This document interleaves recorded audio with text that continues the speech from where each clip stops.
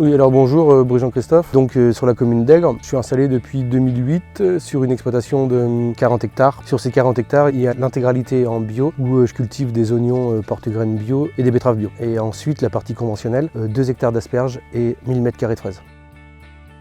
Et 16 hectares de noisetiers. Pour moi, l'irrigation est indispensable parce que toutes les cultures que j'ai via contrat, c'est impossible de pouvoir avoir accès à ces cultures-là si on n'a pas accès à cette irrigation. C'est dans le contrat de toute façon.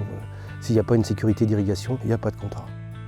Toutes mes parcelles de noisetiers sont en goutte à goutte, où on a des goutteurs sur chaque arbre, 2 goutteurs de 4 litres. Et avant j'arrosais à l'enrouleur, là j'arrose par goutte à goutte en fait. C'est très contraignant à la mise en place, mais après une fois que c'est mis en place, oui effectivement il y a des économies d'eau. De l'ordre de 40%.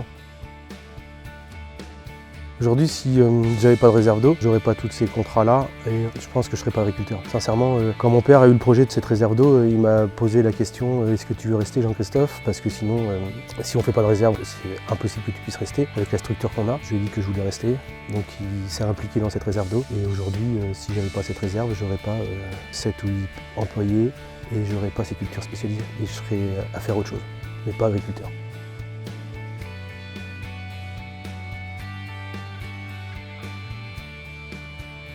Mon protocole à moi, c'est mon esprit bio, où j'ai beaucoup de cultures spécialisées en bio. Où si on voit les oignons, là, cet après-midi, il va y avoir 15 personnes à arracher de l'herbe sur une planche qu'on peut apercevoir allongée à arracher de l'herbe.